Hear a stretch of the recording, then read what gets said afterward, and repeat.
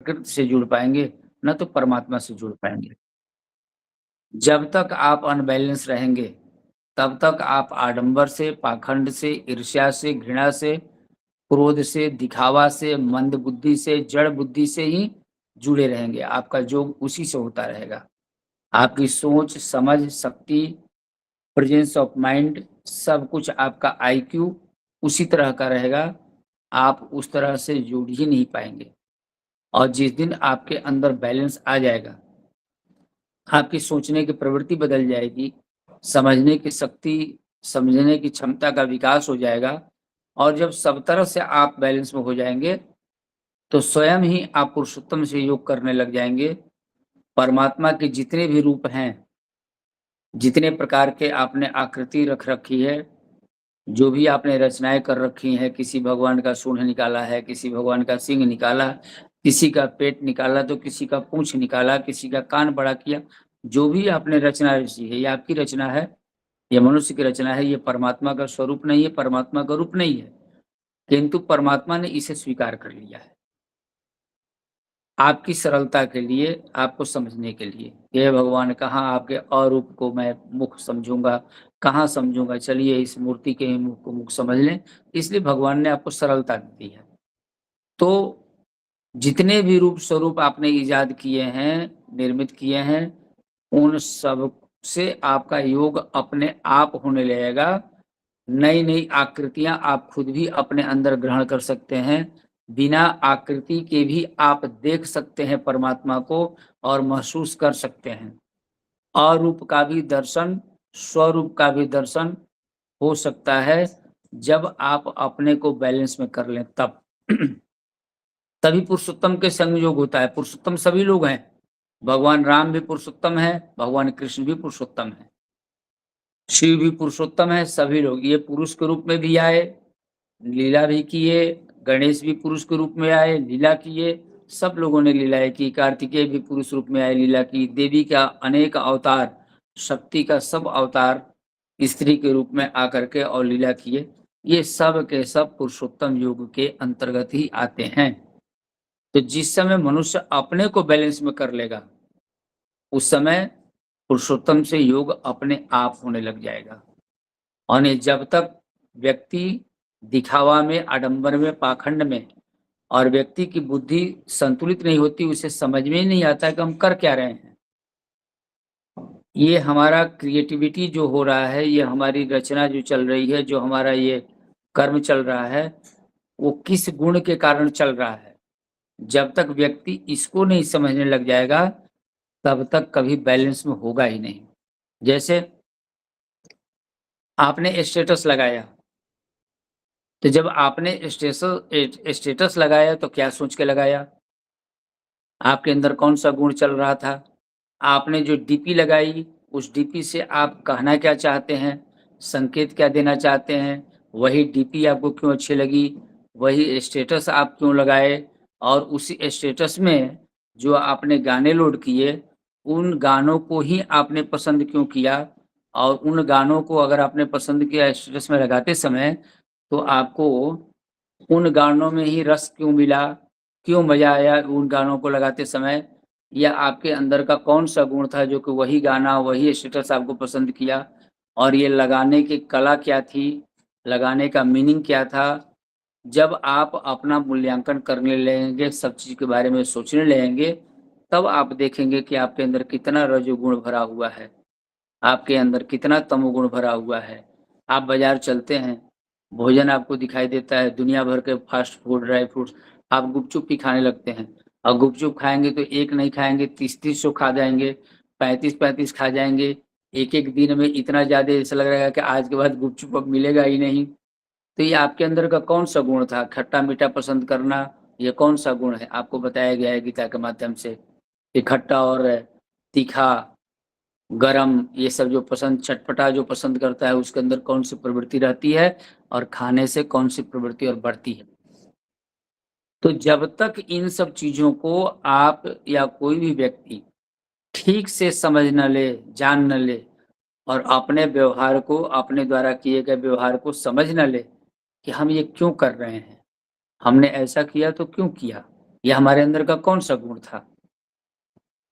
जब तक इसका मूल्यांकन न करे तब तक, और सोचेगा क्योंकि इससे क्या फ़र्क पड़ता है? इससे क्या फ़र्क पड़ता है? इससे क्या फ़र्क पड़ता है? उसी का तो फ़र्क पड़ता है। वही आपका व्यवहार, वही आपका कर्म, वही आपका चाल-चलन तो परमात्मा नोटिस कर रहा है 24 घंटा, और वही आपको अनबैलेंस कर रहा है, वही आपको बैलेंस नहीं होने दे रहा है। इसीलिए आप पुरुषोत्तम के संग योग नहीं कर पा रहे हैं। आपसे और उनसे दूरी, भगवान से दूरी किसी की है नहीं। भगवान तो आपके बाहर भी है, भगवान आपके अंदर भी है। लेकिन भगवान को लोग दूर क्यों समझ लिए? अरे! भगवान तो बहुत दूर है, हमसे कहाँ मिलेंगे?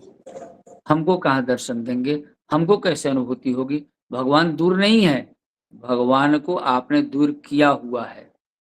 तो जब व्यक्ति स्वयं को बैलेंस में करने लग जाएगा, तो अपने आप पुरुषोत्तम से योग होना आरंभ हो जाएगा और महसूस भी होने लग जाएगा। जय माँ। आगे पूछिए। गुरुजी एक क्वेश्चन ये है कि यही दो ही हैं गुरुजी, बाकी तो पुराने प्रश्न हैं। द्रौपदी के 5 पुत्र और अभिमन्यु हमारे अंदर के कौन से सद्गुण हैं, और फिर भी अभिमन्यु की मृत्यु क्यों हो गई और इन सभी की भी मृत्यु क्यों हो जाती है? प्रश्न तो उत्पन्न होते रहते हैं, जितना ही आप देखेंगे सबका प्रश्न होते रहेगा। लेकिन जितने प्रश्नों का उत्तर दिया जा चुका है, जितना सुनाया जा चुका है, उसको अपनाया जा रहा है क्या? महत्वपूर्ण बात ये है। केवल प्रश्न करने से थोड़ी होता है। अभिमन्यु के बारे में भी बहुत बार बताए हुए हैं और अभिमन्यु के 5 पुत्रों के बारे में बताए हुए हैं। अब वो वीडियो कहाँ है, नहीं है, अभी तो हमको पता नहीं, लेकिन बहुत बार बताए हुए हैं। अभिमन्यु का मरना किस चीज़ का प्रतीक है, ये सब कुछ बताए हुए हैं। लेकिन एक ही चीज़ को बार-बार घुमा के पूछा जा रहा है और उसका कोई सार्थक अर्थ नहीं है। उसको कहिए कि वीडियो लोग सुनें, जिन्होंने प्रश्न पूछा, उनको कहिए कि वीडियो सुनें, सर्च करें, आपको उत्तर मिलेगा। जिन चीज़ पर पूछा जा चुका है, उस पर ना पूछिए, कोई नई बात पूछिए, नया प्रश्न जिससे कुछ नई चीज़ कहा जाए। गुरुदेव, आज सुबह हम लोग चर्चा कर रहे थे गोमूत्र और गोबर में लक्ष्मी जी और गंगा जी को स्थान मिला, इसका क्या मीनिंग है? आपने सुबह 1-2 लाइन बताया था। हाँ, तो इसके लिए हमने पूछा था कि आज की चर्चा है शाम की कि ये कल की, तो हमको कई लोगों ने कहा कि नहीं ये कल की चर्चा है, कल इस पे बोलेंगे। तो आज तो नहीं बोलेंगे अब हम। जब ये कल की चर्चा है तो आज क्यों बोलेंगे? धर्म चर्चा में देखिए सबने जवाब दिया है, ये कल का टॉपिक है, कल बोलना है इस पर। कन्नू महक ने बोला ये कल का टॉपिक है, इस पर कल बोलेंगे। हाँ, कल हम लोग बोलेंगे आज। टॉपिक डालने वाले भी लिखे हैं कल की चर्चा का टॉपिक। गुरुदेव, आज आप एक बार बता गुरुजी जब टॉपिक, इसीलिए टॉपिक पढ़ने के बाद भी हमने ये प्रश्न पूछ दिया कि ये आज का है कि कल का है, लेकिन फिर भी कल का ही जवाब मिला तो हम छोड़ दिए उसको, हम उसके बारे में पढ़े ही नहीं। आपको पढ़ने की आवश्यकता नहीं है गुरुजी। पढ़ना और ढूंढना तो हम लोगों का काम है। हाँ कविता जी क्या बोल रही हैं? आप दिख नहीं रही हैं, पता नहीं कहाँ है। अच्छा आधी दिख रही है, आधे में मिश्रा। ओह ठीक है, मिश्रा जी हैं। संडे आज है ना? ठीक ठीक ठीक। भाई हम करें, आपको कितनी बार देखे आप दिखाई नहीं दी, पता नहीं कहाँ चली गई। हाँ जी, हाँ जी। गुरुदेव, आज आप एक बार समझा देंगे तो कल हम लोग धर्म चर्चा में उसको अच्छे से बोल पाएंगे। हाँ बिल्कुल, समझाने को तो वैसे हमने हिंट कर ही दिया है जी। कि 2 तत्व आपसे बाहर है। जब बाकी समस्त देवी देवता आपके शरीर में निवास करने लग जाते हैं और जब आपकी इंद्रियां शुद्ध होती हैं तो बाकी समस्त देवी देवताओं की अनुभूति होने लग जाती है, अनुभव होने लग जाता है। और जहाँ समस्त देवी देवता जिसके व्यक्तित्व में झलकते हैं, जिसके अंदर भव्यता, श्रेष्ठता, दिव्यता, विशिष्टता सब चीज है, सद्गुण जिसके अंदर आ जाते हैं, तभी उसके यहाँ लक्ष्मी और तभी उसके अंदर भक्ति भी आती है। गंगा और लक्ष्मी दोनों बाद में आती हैं, ये पहले से नहीं आती। तो गंगा अर्थात निर्मलता, भक्ति और लक्ष्मी, ये दोनों के दोनों तब आती हैं, और जब आती हैं तो ये अस्थायी रूप से रहती हैं। फिर ये आपको सही करती हैं, शुद्ध करती हैं, निर्मल बनाती हैं और चारों तरफ आपका यश कीर्ति बढ़ाती हैं। भक्ति भी बढ़ेगी। ये ऊपर से आती हैं, ये बाहर रहती हैं, ये आपके अंदर की प्रवृत्ति नहीं है। आप इसको अंदर से बाहर निकालते हैं। मूत्र भी, गौमूत्र भी निकालने की चीज, और ये गोबर भी निकालने की चीज, दोनों उत्सर्जन क्रिया है। इसको बाहर किया जाता है, ये त्याज्य होता है। यानी कि भक्ति और लक्ष्मी दोनों छिपा के रखने की चीज नहीं है, ये सब जगह फैलाने की आवश्यकता है और सबको उचित मात्रा में, सब जगह उचित तरीके से इसका सदुपयोग करने की आवश्यकता है, जीवन संवारने और ये खुशियों को बांटने के लिए होता है। तो भक्ति भी वही होती है। भक्ति एक जगह बैठ नहीं जाती। आप लोगों को एक तथ्य की जानकारी होगी नहीं होगी पता नहीं, लेकिन अभी वैज्ञानिकों ने खोज निकाला है कि प्रयागराज के नीचे, प्रयागराज के सतह के नीचे, धरती गंगा जल के सतह, जमुना के सतह के नीचे कम से कम 10 मीटर नीचे 300 किलोमीटर तक की एक नदी मिली है। ये आप लोगों को जानकारी होगी नहीं, लेकिन अभी हाल में सर्वे चल रहा है, और जिसका कि संगम से लेकर के और 300 किलोमीटर तक उत्तरकाशी की तरफ से उसको दिखाया गया है कि ये प्रयागराज की पूरी धरती के अंदर में वो नदी चल रही है, जो आज के डेट में बिल्कुल वीरान और सूखी पड़ी हुई है। तो अब वैज्ञानिक उसको खोज करके, सर्वे करके कि गंगा का निर्मलीकरण और जमुना का निर्मलीकरण करने के लिए उस नदी का प्रयोग किया जा सकता है, कारण कि वो सतह से 9 मीटर नीचे चल रही है, उसमें कोई जल नहीं है, तो उसका सदुपयोग किया जा सकता है। और उसको विलुप्त हुई सरस्वती नदी से जोड़ा जा रहा है। ये नदी हो न हो, यही सरस्वती तो नहीं है जो कि गंगा में आकर के विलुप्त हो जाती है, प्रयागराज में आकर विलुप्त हो जाती है। तो सरस्वती नदी की खोज वैज्ञानिकों ने कर लिया है, जिसके ऊपर पूरा प्रयागराज बसा हुआ है। गंगा और जमुना तो दोनों तरफ से, कारण कि उसकी जो चौड़ाई मिली है नदी की, वो कम से कम 5-7 किलोमीटर की चौड़ाई अभी तक मिली है। तो नदी की चौड़ाई 5-7 किलोमीटर तक है, तो अब लंबाई का अभी था नहीं लग रहा, अभी सर्वे उस पर जारी है। तो एक नई चीज मिली है। तो गंगा बहने की चीज है, अर्थात भक्ति बहने की चीज है, बाहर की चीज है, अंदर से उद्भूत होती है, भक्ति अंदर से निकलती है, बाहर विस्तृत होती है, सम्मान और यश बढ़ता है और भगवान से मिलन कराती है। यही आपका भक्ति अर्थात जो गोबर है और गोमूत्र के रूप में दिखाया गया है कि अंदर से निकलता है, बाहर निकलता है, और उसकी इतनी पवित्रता है, इसकी महानता है, ऐसा शास्त्रों में बताया गया। लेकिन हम लोग ने क्या किया कि गौ का पूजन करना, गोमूत्र और गोबर पर ही गौरी गणेश बनाना और केवल उतने ही तक अपने को सीमित कर दिया। उसको हमने आध्यात्मिक अर्थों में लिया ही नहीं। अपने इस शरीर के अंदर जितने भी प्रकार की लीलाएं हुई, कथा कोई भी हो, लेकिन सब के सब हमको अपने प्रकृति और परमात्मा को समझने के लिए ही की गई लीला। आप इस माध्यम से समझ लो, आप इस माध्यम से समझ लो। अनेकानेक जानवरों का प्रयोग वाहनों के रूप में किया गया ताकि आप किसी भी माध्यम से समझ सको उसको। समझने के लिए, समझने में बाधक क्या रहा? अनबैलेंस होना। जब हम असंतुलित रहे तो हमारी ईर्ष्या, अहंकार, क्रोध, आडंबर ये सब बढ़ता रह गया, जिसके चलते उचित अर्थ में, सही अर्थ में हम उस तथ्य को नहीं समझ पाए, जिससे हम बैलेंस में नहीं हुए और उससे जुड़ नहीं पाए। हम अपने ही अर्थों में लेते रह गए, जिस अर्थ से प्रभावित रहे। तो गोबर और गौमूत्र दोनों की जो प्रक्रिया बताई गई, वो इंद्रियों का अर्क अर्थात इंद्रियों का रस, जो कि दिव्यता और श्रेष्ठता में निवास करे, वह भी बाहर लोगों के अंदर सामने आए, विलुप्त नहीं होना चाहिए। और जो गोबर अर्थात उन इंद्रियों का वरदान मिल रहा है, भक्ति पूर्वक वरदान मिल रहा है, वह भी सबको प्राप्त होना चाहिए और सबका जीवन निखरना चाहिए और सभी लोगों का भगवान से मिलन होना चाहिए। यह लक्ष्मी और गंगा के माध्यम से दिखाया गया गौ माता के अंदर में।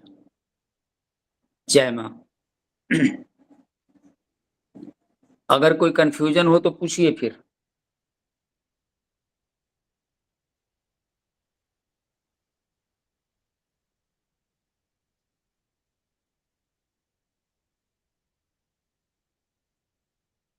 कोई कंफ्यूजन नहीं है। हाँ, इसीलिए यही कारण है कि जो हम कहते हैं कि सभी देवी देवताओं का पूजन, यदि गौ माता का पूजा अगर श्रद्धा भाव से हो गया तो इसका ये मतलब है कि सभी देवी देवताओं का पूजन जो है वो भी हो गया कंप्लीट। मतलब हाँ बिल्कुल, कारण कि सभी देवी देवता का निवास होता है। लक्ष्मी का भी तात्पर्य जो है वो बड़े गहरे अर्थों में है।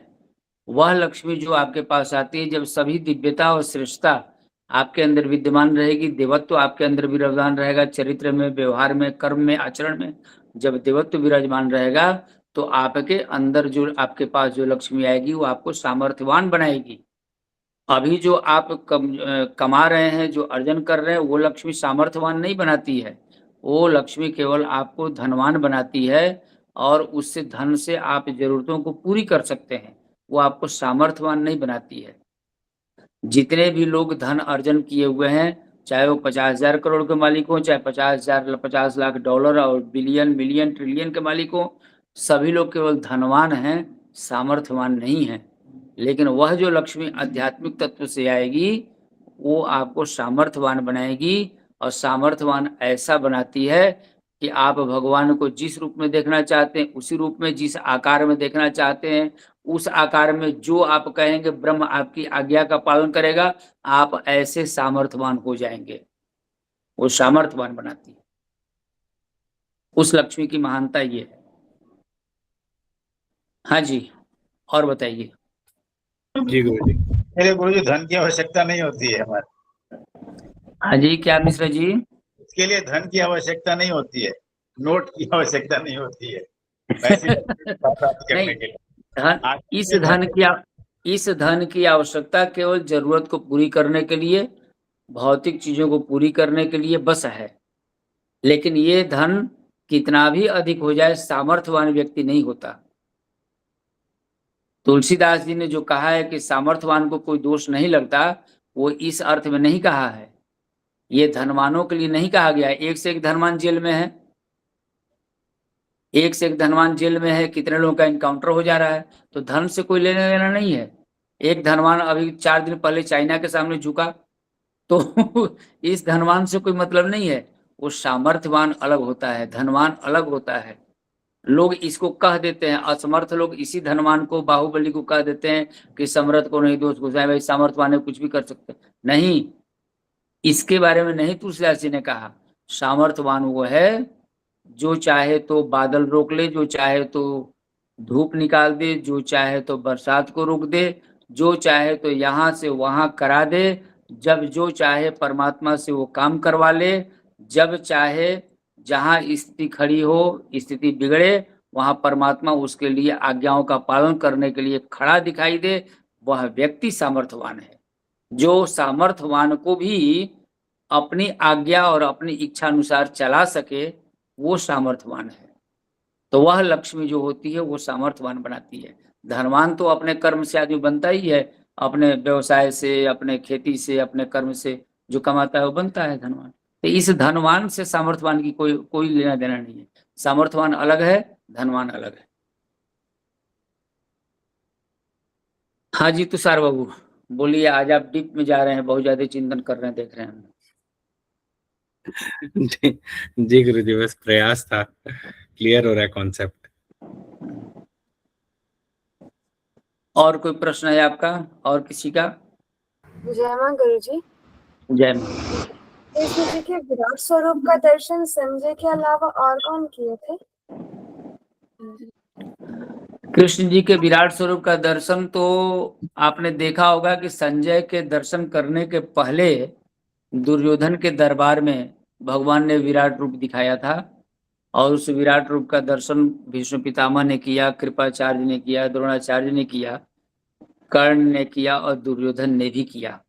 तो शिशुपाल उस ने सभा में भी विराट स्वरूप का दर्शन सबने किया, किंतु उस सभा में जो विराट स्वरूप का दर्शन हुआ उसमें भीष्म पितामह ने भगवान समझा, द्रोणाचार्य ने भगवान समझा, कृपाचार्य ने भगवान समझा, बाकी कर्ण ने नहीं समझा, दुशासन ने मायावी समझा और ये दुर्योधन ने तंत्र मंत्र और चमत्कार और जादू समझा। सबकी अपनी अपनी बुद्धि थी, और धृतराष्ट्र को तो दिखाई नहीं। तो अपनी अपनी बुद्धि थी सबकी, जो जिसके पास जितनी बुद्धि थी उसी प्रकार से भगवान के विराट रूप का दर्शन करके भी कोई समझ पाया, कोई नहीं समझ पाया। हम लोगों को जो गीता के माध्यम से विराट रूप का दर्शन कराया गया वो संजय के द्वारा कराया गया। पूरी गीता हम लोग संजय के माध्यम से ही पढ़ते हैं, अध्ययन करते हैं, चिंतन मनन करते हैं, और संजय की दृष्टि से ही हम लोग देखते हैं गीता को, जो भी देख रहे होते हैं। और विराट रूप का दर्शन अर्जुन ने किया, इसके अलावा वहां पर और किसी ने नहीं किया। एक तीसरा व्यक्ति ने अगर किया तो वह थे बर्बरिक जी, जो खाटू के पहाड़ियों पर बैठे सब देख रहे थे। तो बर्बरिक ने विराट रूप का दर्शन किया था, जिनकी केवल गर्दन कटा था, जिनको बाद में खाटू श्याम की मान्यता दी गई, भगवान स्वरूप हुए, वो वहां से देख रहे थे। और फिर देव मुनियों में व्यास मुनि देख रहे थे, व्यक्ति के रूप में संजय देख रहे थे, दृष्टा के रूप में, साक्षी भाव के रूप में, और प्रत्यक्ष देखने वाले में अर्जुन देख रहे थे। गुरुजी दोनों विराट रूप अलग अलग था ना, क्योंकि जो विराट रूप अर्जुन को दिखाए थे उसमें तो बहुत सारे मतलब लोग आ रहे थे, उनके मुख में जा रहे थे, मतलब 5 तत्व सब कुछ वैसा कुछ वर्णन है ना गीता में कि सब वो मुझ में स्वरूप था, उसको स्वरूप कहते हैं बेटा।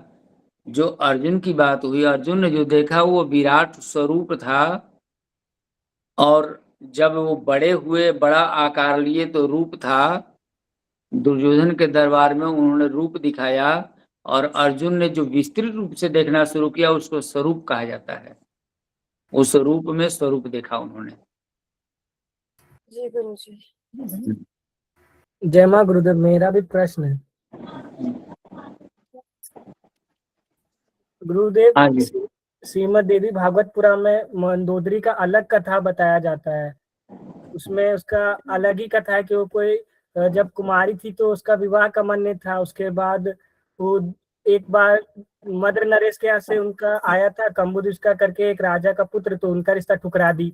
फिर कौशल देश के नरेश आए थे, उनका भी रिश्ता ठुकरा दी। फिर जब उनकी छोटी बहन का शादी हुआ तो उस स्वयंवर में उनको एक क्षुद्र क्षत्रिय पे ध्यान आ गया, उनसे वो शादी कर ली। तो यही महिषासुर बता रहा था माँ दुर्गा को कि जब कामातुर होता है इंसान तो किसी गलत साथ भी चल जाता है, इसलिए वो बोला था कि अभी हमसे शादी कर लो। तो इसमें मंदोदरी का अलग कथा है, और रामायण में मंदोदरी रावण की पत्नी दिखाई जाती है। और एक और है कि गुरुदेव उसमें बोलते हैं कि जो ये अवतार थी माँ दुर्गा, कहते हैं कि उनको महालक्ष्मी उसमें बोला गया, वेद व्यास बोलते कि महालक्ष्मी थी। तो जब उनका टूट गया था महिषासुर का, तो जब बोला कि आप हमारे राजा से शादी कर लीजिए, तो वो बोली ना हम ब्रह्मा विष्णु इंद्र किसी से शादी नहीं करेंगे, मेरे परमात्मा मुझे देख रहे। तो वो किनको उस समय परमात्मा बोली ना, ब्रह्मा विष्णु महेश को भी नहीं बोली। अगर वो महालक्ष्मी थी तो विष्णु उनके पति हुए ना। और आगे बोलो। ठीक है। तो कौन थे जिनको वो अपना पति मान रही थी, अगर वो बोले कि विष्णु जी उनके पति नहीं है? देखो, जिस पुराण में जो कथाएं दी गई हैं सब सही है। एक कथा से दूसरे कथा के टैली करने की आवश्यकता नहीं, जो जहाँ जो कथा जिस संदर्भ में दी गई है सब सही है। इसलिए तुलसी बाबा ने कहा कि रामायण षटकोटि अपारा, रामायण सहस्त्रों प्रकार के हैं, और इसके बाद करोड़ों प्रकार के हैं, और करोड़ों के बाद भी कहते हैं कि अपार हैं, कोई गिनती नहीं। तो जिसने जिस तरह से राम जी को देखा, जिस तरह से राम की कथा लीला को देखा समझा, वो सबने लिखा, सबने कहा, वो सब सही है। शक्ति किसी की पत्नी नहीं होती, शक्ति किसी की पत्नी नहीं होती। शक्ति और परमात्मा दोनों इक्वल होते हैं। परमात्मा की शक्ति होती है, पत्नी नहीं होती। शक्ति अलग अलग रूप धारण करती है, उस रूप को पत्नी के रूप में कहा जाता है, नाम लिया जाता है। लेकिन चिंतन की दृष्टि से शक्ति किसी की पत्नी नहीं होती, और यह शक्ति आपके अंदर है, सबके अंदर है, और एक तरह की शक्ति नहीं होती है। आपको कभी प्रेम की शक्ति से कोई काम करवा लेते हो, कभी धन की शक्ति से कोई काम कर लेते हो, कभी अपने व्यवहार की शक्ति से कोई काम कर लेते हो। तो जितने प्रकार की शक्ति का प्रयोग व्यक्ति अपने जीवन में करता है, कभी छल की शक्ति काम करती है, तो कभी बल की, कभी झूठ की शक्ति, तो कभी कपट की, तो कभी ईर्ष्या की शक्ति भी काम कर जाती है, कभी अहंकार की शक्ति भी काम कर जाती है, कभी आडंबर पाखंड की भी शक्ति काम कर जाती है। तो एक व्यक्ति के अंदर में जितने प्रकार की शक्ति काम कर देती है, उतने प्रकार के शक्ति के रूप दिखाए गए हैं। लक्ष्मी, काली, दुर्गा, 64 जोगिनी और 10 महाविद्या और 9 दुर्गा के रूप में दिखाए गए हैं। तो ये सब के सब अपने मनुष्य के अंदर के ये शक्तियों को ही वहां दिखाया गया है। शक्ति को कहा गया है कि परमात्मा की शक्ति है, इसीलिए उसको माया कहा गया है, योग माया। परमात्मा की शक्ति को ही योग माया कहा गया है। और कहा गया है कि रणादि विद्या त्रिगुणात्मिका परा, अव्यक्त नामनी परमेश शक्ति रणादि विद्या त्रिगुणात्मिका परा, कार्यानुमेया सुधियैव माया यया त्वयं जगत मिथं प्रसूयते। ये कहा गया, ये ब्रह्म सूत्र है, शंकराचार्य जी के भाष्य का ब्रह्म सूत्र में उन्होंने ज्ञान दिया कि अव्यक्त नामनी, जिसका कोई नाम नहीं है। अब सोच लो, अव्यक्त नामनी, अव्यक्त का मतलब जिसे व्यक्त नहीं किया जा सकता, जिसका कोई नाम नहीं है। अव्यक्त नामनी परमेश्वर शक्ति, वो परमात्मा की शक्ति है, न कि परमात्मा की पत्नी है। और वो परमात्मा की इक्विवेलेंट है, वो न परमात्मा के अधीन है, न परमात्मा उसके अधीन है। दोनों बराबर है, दोनों एक बराबर है, एक दूसरे के पूरक हैं, एक दूसरे के काम आते हैं। शक्ति के बिना परमात्मा कुछ नहीं कर सकते, परमात्मा के बिना शक्ति कुछ नहीं कर सकती। तुम्हारे पास है और तुम ही नहीं हो, क्या होगा उसका? और तुम हो और तुम्हारे पास है ही नहीं, तो क्या होगा? तो ठीक परमात्मा और शक्ति दोनों इक्वल हैं, एक बराबर, कोई किसी के अधीन नहीं है, दोनों इक्वल है। समय समय पर जैसे परमात्मा अपना अंश रूप धारण करता है, अलग अलग रूप धारण करता है, कभी राम, कभी कृष्ण, कभी शिव, कभी हनुमान, कभी गणेश, कभी वसु, कभी दिक्पाल, कभी लोकपाल, कभी क्षेत्रपाल बनता है, वैसे शक्ति भी समय समय पर अपने रूप को धारण करती है। महालक्ष्मी, महासरस्वती, महाकाली बनती है, 9 दुर्गा बनती है, 10 महाविद्या बनती है, चतुष्षष्ठी योगिनी बनती है, 7 बहन के रूप में पूज्य होती है, कुल देवी देवता के रूप में पूज्य होती है। तो वो अलग अलग रूप वो भी धारण करती है और अलग अलग रूप वो भी धारण करते हैं, लेकिन दोनों ही इक्वल हैं, कोई किसी की पत्नी नहीं है। देवी भागवत पुराण आप पढ़ोगे, आपने पढ़ा भी होगा, उसमें आपको बताया गया होगा कि महालक्ष्मी ही सबसे पहले शक्ति के रूप में हुई, और महालक्ष्मी ने ही ब्रह्मा, विष्णु, महेश को भी पैदा किया, और महालक्ष्मी ने ही लक्ष्मी, काली और सरस्वती को पैदा किया, और फिर महालक्ष्मी ब्रह्मा, विष्णु, महेश को लेकर के उड़ गई और किस लोक में चली गई, और वहां जाकर के ब्रह्मा, विष्णु, महेश कैदी की तरह देख रहे थे कि देवी करने वाली क्या है, कुछ समझ में नहीं आ रहा है। वहां हाथ जोड़े बैठे हुए थे, असमर्थ, चुपचाप इंतजार कर रहे थे।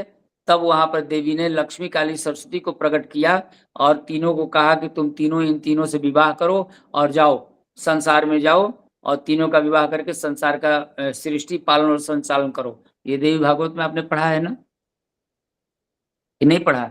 जी गुरुजी। हाँ जी गुरुदेव, मणिद्वीप लेके गए थे उन लोगों को। तो वहां भी महालक्ष्मी, आप बताओ, हाँ मणिद्वीप लेके गए थे। तो महालक्ष्मी जो हैं वो सबसे पहले अपने को आदि शक्ति बता रही हैं, और महालक्ष्मी ने लक्ष्मी, काली, सरस्वती और ब्रह्मा, विष्णु, महेश को भी पैदा किया। अब सोचो, तो महालक्ष्मी नाम दिया गया आपको जानने के लिए, उसको आदि शक्ति कह सकते हो, योग माया कह सकते हो, परमात्मा की शक्ति कह सकते हो। और उस महालक्ष्मी का ही नाम बाद में लक्ष्मी पड़ता है। फिर इसके बाद उनके 8 रूप हो जाते हैं, फिर उनके अष्टलक्ष्मी के रूप में आ जाते हैं, आद्या लक्ष्मी, अहोई लक्ष्मी, वैभव लक्ष्मी, संतोष लक्ष्मी, जया लक्ष्मी, ज्येष्ठा लक्ष्मी, ये सब के सब लक्ष्मी का नाम होता है। पद्मा लक्ष्मी, लक्ष्मी का नाम हो जाता है। ये सब के सब अपने अंदर ही जानने की चीज है बेटा, सब कुछ अपने अंदर ही। कथाएं जो भी हैं ये सब आपके अंदर ही हैं, और कोई कथा किसी को क्लैश नहीं करती। सब कथा, सब पुराणों की कथा अपने अपने हिसाब से ही है।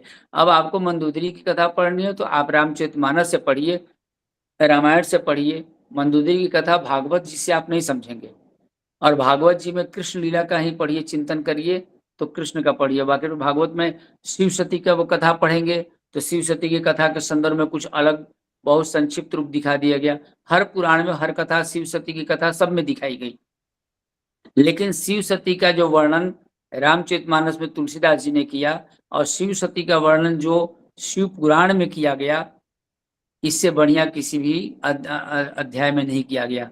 धूत पापेश्वर योग में जितना बढ़िया किया गया उतना और कहीं नहीं किया गया। लेकिन भागवत में भी शिव सती की कथा है, राम कथा भी है, सीता जी के वनवास की भी कथा है। तो जिन कथाओं का अलग अलग संदर्भ अलग अलग अन्य अन्य पुराण कथाओं में है, उसके संदर्भ में वहीं पर पढ़ो। इसलिए हम लोग भागवत कथा सुनाने जब जाते हैं तो ये सब प्रसंग नहीं सुनाते। भागवत में जितना प्रसंग जो सुनाने लायक होता है वो सुनाते हैं। अब भागवत की कथा में हम कभी शिव सती की कथा नहीं सुनाते, जबकि है। भागवत की कथा में देवी लक्ष्मी और पार्वती और सरस्वती की कथा नहीं सुनाते, जबकि है। लेकिन देवी भागवत करने लगेंगे तो उसमें जरूर सुनाएंगे, राम कथा में नहीं सुनाएंगे। सबका अलग अलग संदर्भ अलग अलग ग्रंथों से अलग अलग पढ़ना चाहिए, अध्ययन करना चाहिए, तब उसकी विस्तृत जानकारी होती है। ठीक है, और कुछ पूछना है, कोई कंफ्यूजन हो तो पूछो। गुरुदेव, वेद व्यास 18 पुराण लिखे, तो फिर समय अलग अलग व्याख्यान क्यों किए? क्या चीज? अलग अलग व्याख्यान क्यों किए वेद व्यास जी, जबकि वही सारा पुराण लिखे, तो फिर इतना भिन्नता क्यों? वेद व्यास जी, वेद व्यास जानते हो किसे कहते हैं? वेद का मतलब होता है जानना, व्यास माने बोलने वाला। जो जान करके समझ करके बोलता है उसको वेद व्यास बोलते हैं। वेद व्यास का भी 3 नाम था, वादरायण भी था उनका नाम, और व्यास मुनि तो था ही। तो कृष्ण द्वैपायन भी उनका नाम था। तो ये जो वेद व्यास जी थे वो अलग अलग संदर्भ में जिस समय जो चीज उनको जानकारी हुई, जो भी उनके चिंतन में आया, मनन में आया, ध्यान में आया, उस समय वो उस संदर्भ में पुराणों की रचना करना शुरू कर दिए।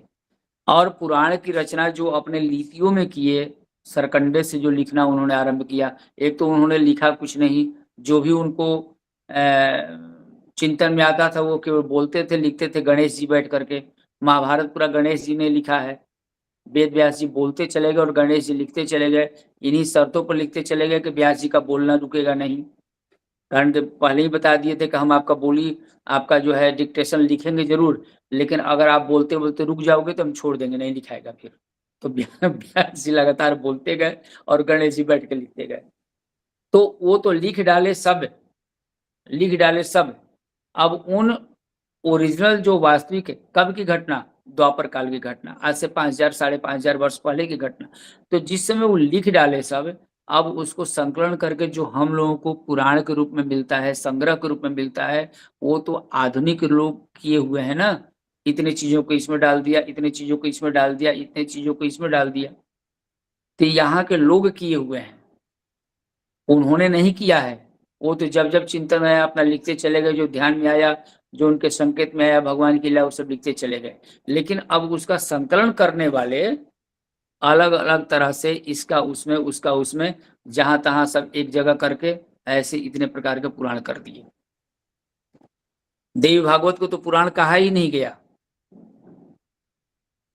देवी भागवत पुराण की संज्ञा में आता ही नहीं है। 18 पुराण के बाद है देवी भागवत पुराण, लेकिन है पुराण। तो व्यास जी की गलती नहीं है, व्यास जी ने जो कहा है वो सब सही कहा है। बस ये है कि जितना आप जान सको जिन जिन कथाओं से, उस समय उसी कथा का संदर्भ लेकर के उसका चिंतन करो। हाँ जी, कौन है?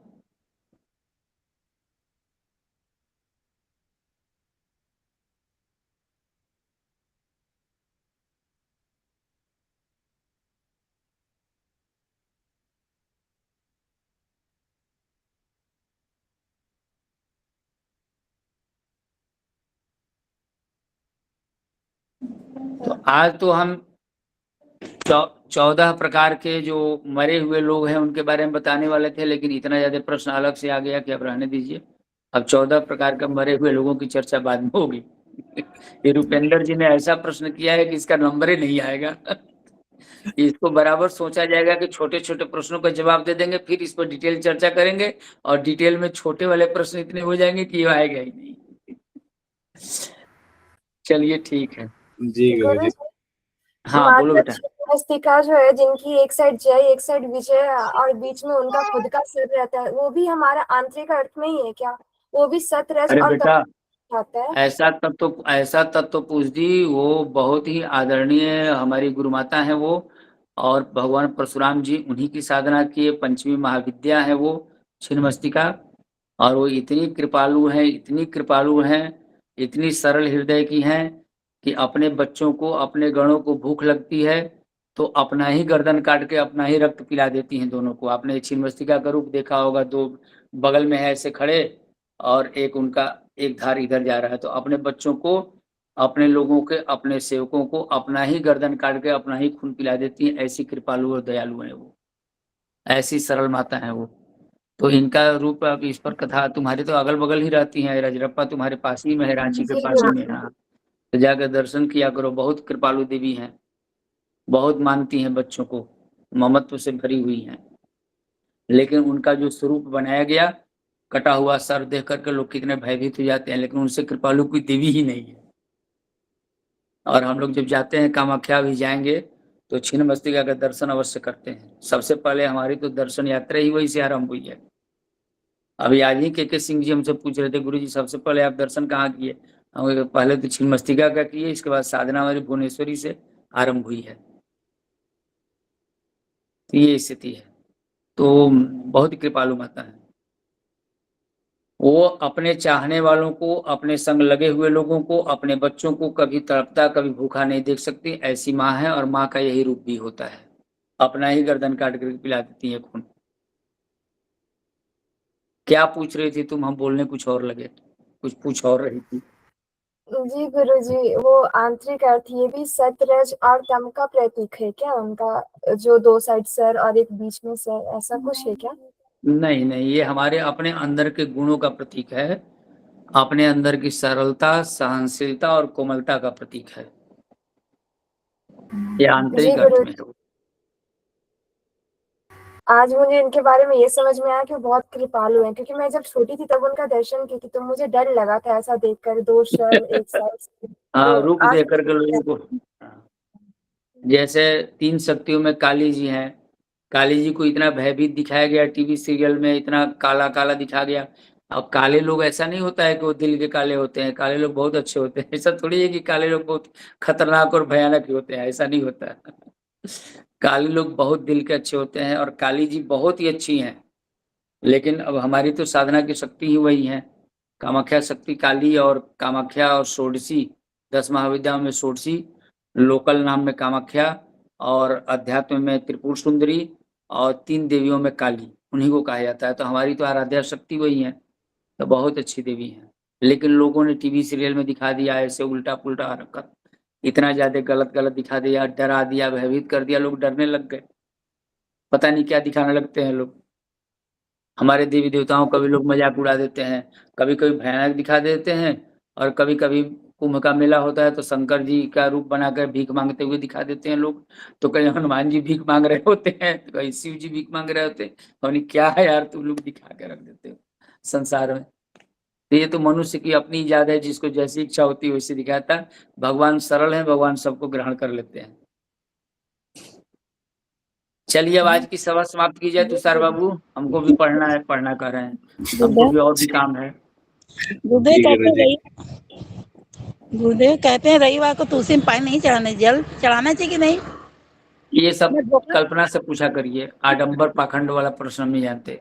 सब क्योंकि मैं डाल देती धोखा में गुरुदेव, रविवार को कहते नहीं डालना चाहिए, मैं डाल देती धोखा में रविवार को तुलसी में जल। दीदी आप ये प्रश्न तीसरी बार पूछ रहे हैं? नहीं, मैं पहली बार पूछी, उसे कपड़ा पूछी थी। वो तो आप कह रही ना, मैं बता रहा हूँ ये आज तीसरी बार। मैं पहली बार पूछी भैया, मुझे याद है, मैं कपड़ा पूछी किस कलर का करना चाहिए उसमें कहाँ पूछी। आपको याद रहता है? आप तीसरी बार पूछिए, आपको कैसे याद है? नहीं गुरुदेव, पहली बार पूछी हूँ कि तुलसी में रविवार को जल चढ़ाना चाहिए कि आज नहीं। हमारी बिटिया नहीं है, गुलडुल है, रिमझिम गुलडू नहीं है क्या वहाँ? रिमझिम नहीं, वो अर्चना नहीं सुन रही है? है गुरुजी। प्रणाम गुरुजी। गुल्डू है कहाँ कहाँ है गुल्डू?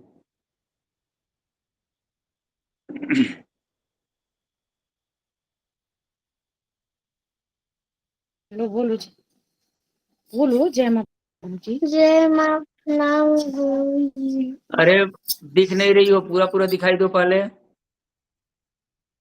से फोन देखो। आ इधर आ, ये पकड़ो अच्छे से, हाथ में पकड़ो, हैप्पी बर्थडे। प्रणाम करो। Thank you. चलिए, गोल्डू का जन्मदिन है और बाबा धाम गई हुई है, बैजनाथ धाम में ये रुद्राभिषेक करने के लिए। आप सब भी गोल्डू को आशीर्वाद दीजिए। अर्चना की बड़ी बहन पूजा की ये लड़की है और बहुत ही प्रेम से आपने धर्मादा ग्रुप में नाम सुना होगा। सुश्री शिवांगी हमेशा वो नाम लिखते हैं। तो ये बिटिया बहुत ही तेज तर्रार और बहुत ही अच्छी है, इसका उद्देश्य भी बहुत अच्छा है और हमारी तो बहुत सेवा भी की है।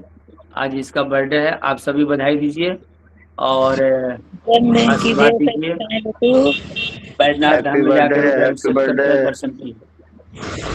जन्मदिन की ढेर सारी बधाई। Happy birthday.